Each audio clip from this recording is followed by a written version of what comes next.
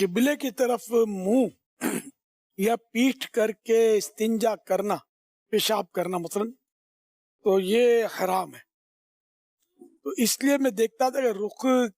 عام طور پہ لوگوں کو پتہ ہوتا نہیں، اب بھی نہیں پتہ ہوتا، اب بھی استنجا خانے کے رخ WC ہے یا کموڈ ہے، اس کا رخ جو ہے وہ جو بھی اس کی لوکیشن مکان کی ہے اسی حساب سے وہ رکھتے ہیں، قبلے